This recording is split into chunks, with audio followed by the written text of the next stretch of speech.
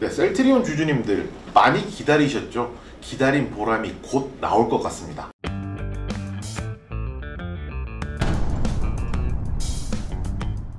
보기만 해도 돈이 되는 쩌나제일 이호석핍입니다. 네, 얼마 전에 이제 셀트리온에 NDR이 있었습니다. NDR이라는 것은 뭐 기업 설명회 정도로 생각을 하시면 되고요. 거기서 많은 분들이 기다리시는 레키로나의 향방에 대한 이야기가 나왔습니다. 굉장히 큰 의미가 있다고 생각을 하고요.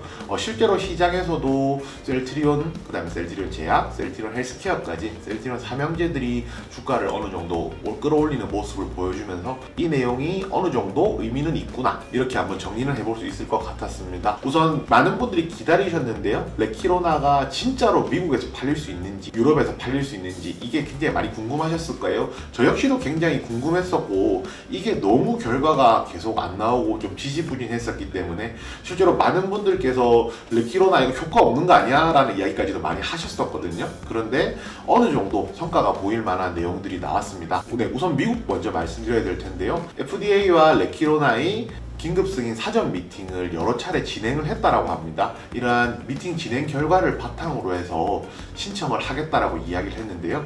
저희가 과거의 긴급 승인 사례를 조금 살펴보면 신청 후에 1개월 정도 시간이 걸렸거든요. 지금 8월이 거의 다 끝났으니까 빠르면 9월에 신청을 하면은 한 10월 정도면 결과를 볼 수 있을 것이고, 그럼 10월부터 미국향 매출이 직접적으로 잡힐 수 있는 그런 내용이 있을 것이라는 것도 좀 기대가 되고 있습니다. 네, 그럼 결국에는 이제 4분기 부터는 본격적으로 레키로나가 미국 시장에 진출할 수도 있다, 이렇게 말씀드릴 수가 있는데요. 과연 그 승인 가능성은 얼마나 될지 이 부분도 조금 짚어봐야 될 것 같습니다. 일라이릴리라고 하는 코로나 치료제를 만들던 제약회사를 아실 겁니다. 이 회사 같은 경우에 변이 바이러스에 대해서 효능 입증을 실패를 하면서 기업 가치라든지 실제로 주가가 좀 떨어지는 모습도 보여주었었거든요. 그렇지만 셀트리온 같은 경우에는 애초에 세포주 단계부터 해서 변이에 대한 테스트를 계속 해왔다고 합니다. 그래서 이제 어느 정도는 변이에도 효과가 있다는 걸 입증을 이미 한 상황이기 때문에 일라이릴리와 같은 케이스가 일어나지 않을 것이고, 오히려 이제 변이에 대한 입증 때문에 승인이 날 확률이 더 높다라는 이야기도 나오고 있거든요. 이런 관점에서 생각해 본다면 미국에서 FDA에서 승인이 난다라고 하면 더 이제 전 세계 많은 국가들이 레키로나에 대해서 더 주목하고 서로 이제 사용하려고 할 수도 있기 때문에 이 부분은 굉장히 긍정적인 뉴스 중에 하나라고 생각합니다.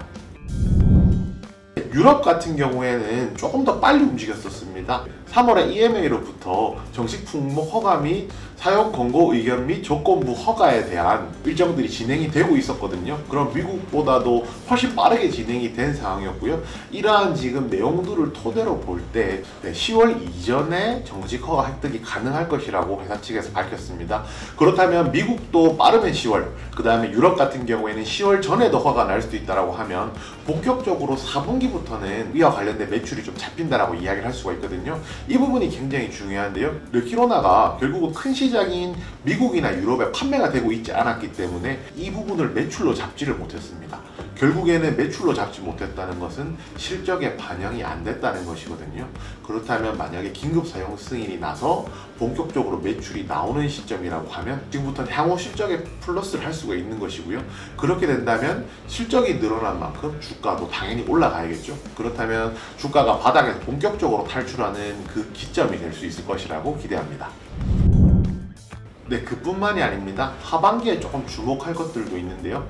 저는 기업의 기초 체력이라는 부분에 대해서 굉장히 강조를 하고 있는데, 셀트리온이 기초 체력이라고 하면은 렘시마나 인플렉트라와 같은 기존에 판매하고 있던 그 약들의 매출이 굉장히 중요하거든요. 하반기에 이 약들이 한 2배 정도 매출이 더 나올 것 같다라고 합니다. 상반기에 비해서 이 정도 매출이 나온다라고 하면 실적 상승에도 분명히 플러스 되는 요인이 있을 것이거든요. 그렇다면 이렇게 생각할 수 있습니다. 기초 체력이 전보다 2배가 하반기에 늘어날 텐데, 여기에 코로나19 치료제와 관련해서 긴급 승인까지 난다라고 하면은 기초 체력이 2배가 높아진 데서 더 높아져야겠죠. 그렇다면 셀트리온이 본격적으로 시세가 날 수 있는 계기가 될 수 있다고 생각을 하고요.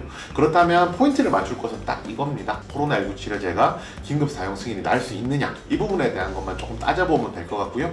그렇게 생각을 한다면 현재 회사에서 밝힌 내용만 보았을 때는 가능성이 상당히 높아져 있는 상황이기 때문에 기존에 이 부분을 기대하고 주식을 매수하셨다가 물려있는 분들 같은 경우에는 다시 한 번 더 탈출 기회가 올 때까지 조금 더 기다려 보시는 것도 충분히 괜찮을 것 같고요.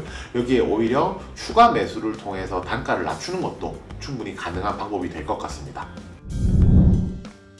네, 정부에서 9월에서 10월 중에는 위드 코로나를 공식화하겠다라고 이야기를 했습니다. 결국 코로나랑 같이 간다는 것이거든요. 코로나가 치사율이 높지만 않다면 저희가 흔히 겪는 감기와 같은 존재로 생각을 한다는 것입니다. 저희가 감기에 걸렸을 때 백신을 맞지는 않거든요. 병원에 가서 약을 받고 치료제를 주사하게 되는데요. 그렇게 생각한다면 앞으로 코로나 치료제의 가치는 점점 더 높아질 것입니다. 코로나 치료제를 개발한 이 셀트리온의 향후 행보는 위드 코로나 이후에는 어떻게 될까요? 오늘 준비한 내용은 여기까지입니다. 모두 성투!